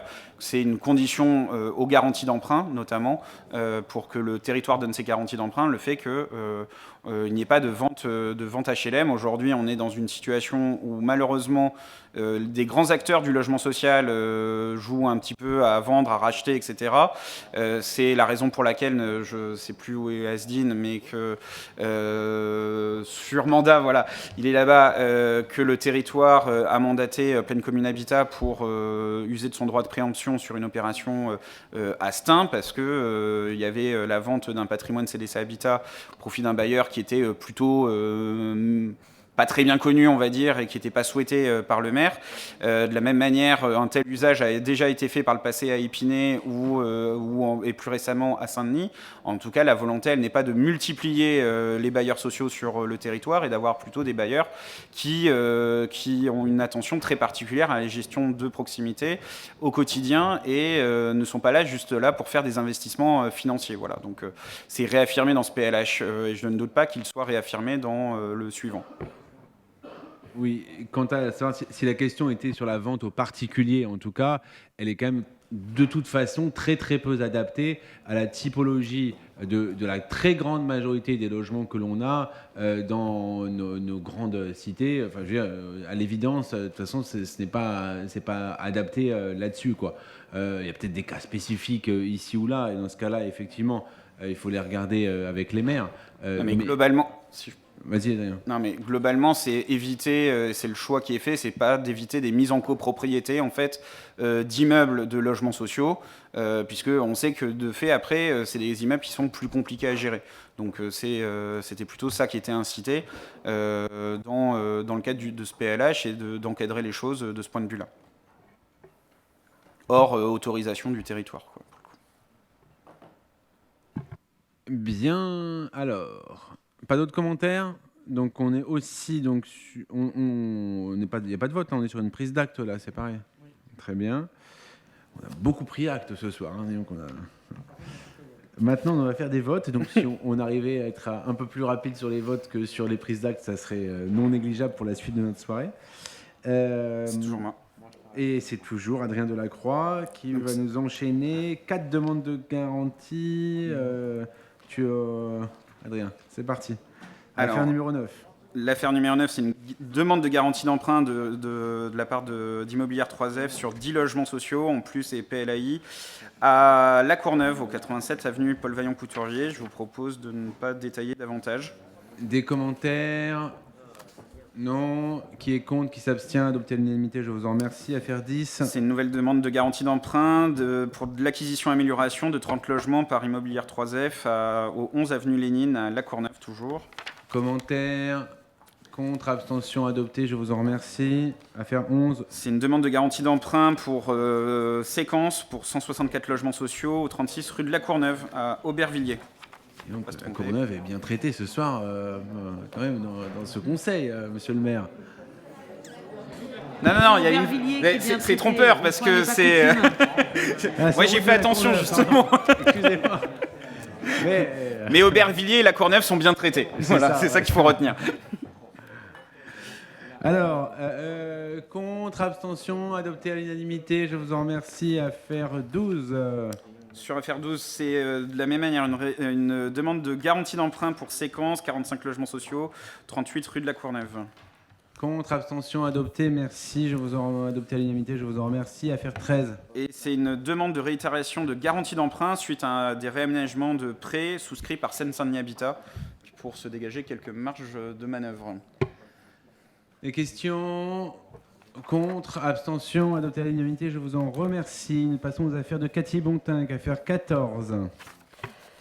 Oui, chers collègues, j'en ai parlé tout à l'heure. La phase de préfiguration pour les NPNRU devait normalement se terminer au 30 juin 2020, mais il y a eu un petit peu de retard sur cette phase, dû notamment au contexte tout à fait particulier de notre année 2020, et puis à cette négociation financière avec l'ANRU suite au comité d'engagement de 2019. Donc il y a besoin de proroger d'1 an cette phase de préfiguration en signant un avenant. Qui est contre? Il y a peut-être des questions, pardon. Pas de questions, c'est bon. Qui est contre? Personne. Qui s'abstient? Adopté à l'unanimité, je vous en remercie. Affaire 15. L'affaire 15, on est dans le cadre du PNRK d'Aubervilliers, une opération sur le quartier du Marcreux. Et donc notre aménageur public, la Soreca, qui est missionné sur ce dossier depuis 2015, doit procéder à des dépenses d'acquisition et à des besoins de financement pour traiter les copropriétés dégradées qui lui sont concédées. Et donc la Soreca doit souscrire un prêt auprès de la Société Générale d'un montant de 3,5 millions d'euros. Et donc le PT est sollicité pour accorder une garantie d'emprunt à hauteur de 80%. Donc il nous est demandé d'accorder cette garantie d'emprunt. Merci. Des questions, des commentaires? Qui est contre? Qui s'abstient? Adopté à l'unanimité, je vous en remercie. Affaire 16. Cathy Bontinck, toujours. Donc toujours dans le cadre du PNR4 d'Aubervilliers, mais là sur la ZAC Centre Moutier, il y a besoin d'avancer, de conduire une enquête parcellaire complémentaire, puisque dans le cadre des opérations menées par la Sequano, il y a une indivision qui avait posé quelques difficultés dans les enquêtes parcellaires précédentes, et donc pour sécuriser l'opération, il y a besoin de conduire et surtout sécuriser la procédure d'expropriation, il y a besoin de faire cette enquête parcellaire complémentaire. Donc il faut autoriser le président de Plaine Commune à solliciter auprès du préfet l'ouverture de cette enquête parcellaire complémentaire. Bien. Qui est contre? Qui s'abstient? Adopté à l'unanimité, je vous en remercie. Nous passons à l'affaire 17. Patrice Cognesny. Oui, donc afin d'asseoir réglementairement les démarches de gestion des eaux usées et pluviales initiées sur notre territoire, Plaine Commune donc a élaboré un zonage d'assainissement et un zonage pluvial. Ces zonages seront à terme opposables lors des projets de construction, de modification, d'aménagement ou de réaménagement, que ce soit des espaces publics ou des espaces privés. Ce travail sur les zonages est engagé depuis plusieurs années avec les services et les acteurs partenaires, et notamment l'autorité environnementale. Une fois approuvés, ces zonages seront annexés au PLUI, le plan local donc d'urbanisme intercommunal de pleine commune. L'ensemble, bien sûr, des orientations de zonage ont déjà été inscrites donc au PLUI qui a été voté en mars dernier. Le zonage assainissement est en accord avec le schéma directeur donc, du syndicat interdépartemental pour l'assainissement de l'agglomération de Paris, le SIAP. Le règlement stipule que l'ensemble du territoire de pleine commune sera dans une zone d'assainissement collectif. Le zonage pluvial vise à répondre à 2 enjeux de gestion des eaux pluviales. Le premier qui est la protection des personnes et des biens contre tout type d'inondation. Le second, la protection du milieu naturel récepteur qui, pour nous, est bien sûr la Seine. Et aussi répondre à l'objectif de baignabilité en Seine. Un règlement formalise, bien sûr, toutes ces orientations avec des règles générales très claires, très simples, pour tous les projets de construction ou d'aménagement ou de réaménagement, et des règles spécifiques selon 5 types de zones. Vous pouvez les retrouver donc sur la carte de ces 5 zones en annexe 1, ainsi que le règlement. La mise en œuvre de ce zonage via des dispositifs à ciel ouvert et paysager dépasse bien sûr le cadre strict de la gestion des eaux publiques, des eaux pluviales, et répond à d'autres orientations stratégiques à visée environnementale, notamment le développement de la biodiversité, la végétalisation et l'eau en ville, la lutte contre les îlots de chaleur urbains, sans oublier les économies d'eau par l'arrosage naturel des plantations. Alors, les prochaines étapes pour l'approbation de ces zonages sont l'enquête publique, bien sûr, la remise du rapport du commissaire enquêteur intégrant les remarques formulées par les habitants et les utilisateurs, et une mise en œuvre avant le premier semestre 2021, l'approbation des zonages par notre Assemblée et bien sûr son intégration au plan local de l'urbanisme intercommunal de pleine commune. Bien, merci. Est-ce qu'il y a des questions ou des commentaires? Non, donc oui, pardon. Dina, c'est Faris Sac. Bonsoir à toutes et à tous. Nous allons voter en faveur de cette délibération. Pour autant, j'ai un petit commentaire. Il ne faut pas déconnecter la récupération des eaux pluviales de l'urbanisme et notamment de la perméabilité des sols. C'est un sujet global. Or, il n'a pas été souligné et c'est bien dommage.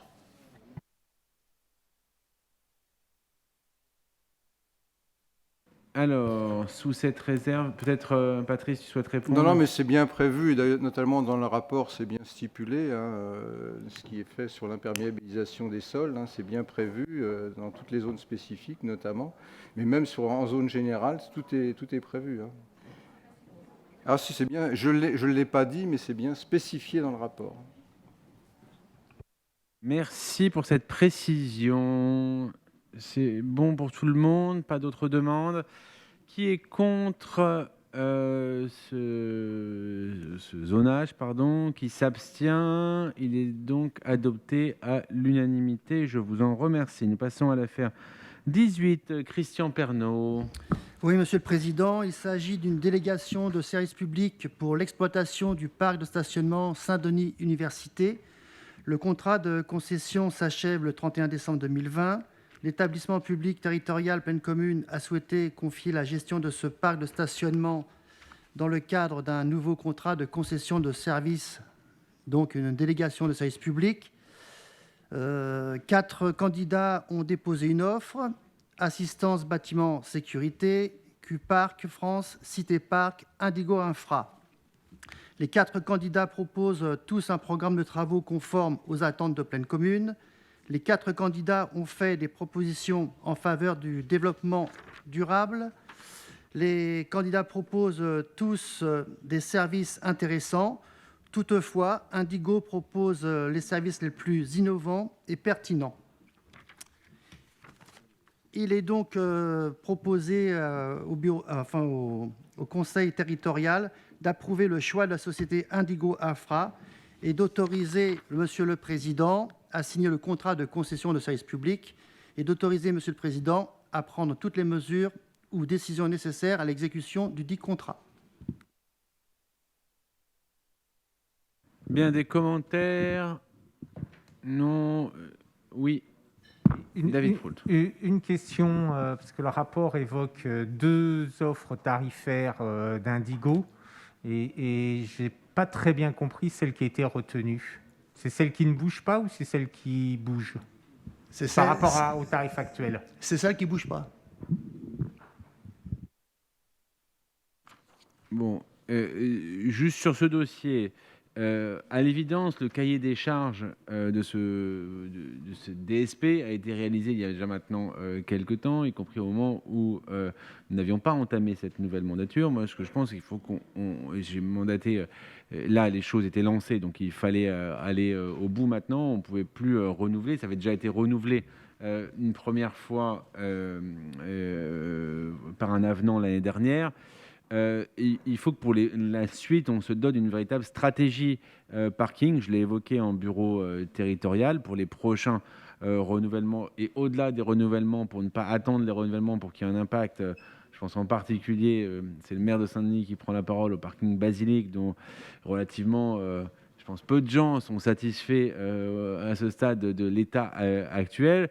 Et pour avoir rencontré Indigo, je pense pouvoir dire que Indigo eux-mêmes ne sont pas satisfaits de l'état de leur parking. Donc, il va falloir qu'on se dote d'une stratégie sur la vie des parkings actuellement, d'une stratégie sur le renouvellement des DSP et notamment qui prennent mieux en compte notre volonté, dans le cadre de l'adhésion de toutes les villes à ZFE, notamment de développer les véhicules électriques qui ne sont pas aujourd'hui assez pris en compte, et en particulier dans cette DSP-là. Donc là, on était sur un coût qui est un peu parti. On essaiera éventuellement de voir si les choses peuvent se réajuster, y compris en cours de DSP, sur notamment cette question des véhicules électriques à venir, sur la question de faire une place pour les vélos, y compris dans nos parkings, surtout à cet endroit-là où il y a une logique de relais avec le métro. Mais voilà, je propose que du coup on puisse convenir que courant 2021, Christian puisse revenir vers nous avec une proposition un peu d'une stratégie parking à l'échelle du territoire. Alors, qui est contre? Qui s'abstient? Adopté à l'unanimité, je vous en remercie. Nous passons... Alors, André Joachim est absent ce jour, et la charte d'insertion qui est liée au NPNRU, c'est quand même un dossier extrêmement important. Il n'y a pas d'urgence à l'adopter pour la rendre opérationnelle, mais j'aurais préféré qu'il soit là pour que nous puissions partager et débattre vraiment sur ce sujet crucial. Avec les JOP, la question du NPNRU est un des gros pourvoyeurs d'insertion dans les années à venir. Donc je vous propose que nous retirions de notre ordre de jour cette affaire 19 et que nous la repositionnions au Conseil de décembre. Voilà, pour que André Joachim puisse être là et nous faire la présentation de ce dossier, si cela convient à tout le monde. Affaire 20, évolution du tableau des effectifs, Nadia Soltani. Oui, merci Monsieur le Président. Donc le tableau des effectifs doit être adapté pour tenir compte des évolutions statutaires des agents suite aux commissions administratives paritaires alors des 15 septembre et 14 octobre dernier, alors qui ont acté des avancements de grade ou de promotion interne concernant les filières techniques, administratives et culturelles, en tenant compte de l'adéquation avec les fonctions exercées. Donc, il est proposé ce soir de transformer ces 107 postes permettant un déroulement de carrière des agents conformément aux différents postes stipulés sur la note. Je ne veux pas les lister. Voilà. Merci Nadia. Est-ce que sur ce beau sujet de ressources humaines, il y a des questions ou des commentaires? Non. Eh bien, je vous propose du coup de passer au vote. Qui est contre? Qui s'abstient? Adopté à l'unanimité. Affaire 21, il s'agit c'est moi qui rapporte, il s'agit donc de la désignation des représentants de pleine commune au sein de l'association Sites et Cités Remarquables de France et de la commission départementale d'aménagement commercial. Si ma mémoire est bonne, c'était André Joachim, et si ma mémoire est bonne, ce sera dorénavant Sébastien Zonguero de Saint-Ouen pour l'association des sites et cités remarquables. Et il y avait et aussi pour la commission départementale d'aménagement commercial ou pas? Non? C'est pas marqué dans la délib. C'est les deux? Il y a deux désignations dans ce rapport. Bien, donc Sébastien Vanguero. Est-ce que ça va à tout le monde? Bien sûr. Pas de compte, pas d'abstention, adopté à l'unanimité. Je vous... C'est quoi? Alors, on me dit que donc pour, parce que je ne vois pas ça dans la délibération, mais donc pour la CDAC, donc il y a, c'est Michel Hadji-Gavril qui est donc notre élu d'ailleurs à la cohérence commerciale, ce qui est cohérent, vous le noterez, n'est-ce pas? Et simplement, je ne trouve pas, cela ne figure pas dans la délibération, donc je vous propose que nous le votions en tant que tel et il y aura une correction de la délibération parce que ce n'était pas précisé dedans, que donc pour la CDAC, ça soit donc Michel Hadji-Gavril qui nous représente. Qui est contre cette proposition? Qui s'abstient? Elle est donc adoptée à l'unanimité et elle était sur l'autre page. Mea culpa, comme qui dirait. Oui, pardon, excuse-moi. Vas-y, je t'en prie.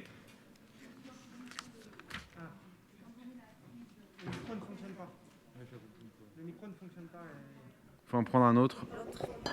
Bonsoir. Étant Voilà. donné la crise sanitaire et le fait que nous avons pris du retard dans la mise en place du travail avec les élus de nos villes chargés des questions d'égalité, mais à la veille du 25 novembre, je pense que dans les choses qu'on pourrait faire rapidement, c'est peut-être mettre les numéros d'urgence sur le site de Plaine Commune pour les femmes et les enfants, parce que familles victimes de violences, qu'ils puissent aussi...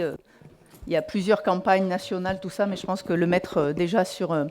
le site de Plaine Commune, ce serait bien, quoi. Voilà. Ça sera fait évidemment dès demain, bien évidemment, si c'était pas d'ores et déjà le cas. Je veux aussi vous demander, mes chers collègues, on n'a pas l'habitude de le faire, mais je pense que c'est mieux de le faire. Si il y a des commentaires ou des remarques par rapport à la question des décisions du président. Voilà, vous avez un petit rapport sur l'approbation des décisions du président. Si personne n'a de remarques, je les considère donc comme approuvées par cette noble assemblée. Je vous en remercie et je vous dis à très bientôt. Notre prochaine séance est le 15 décembre.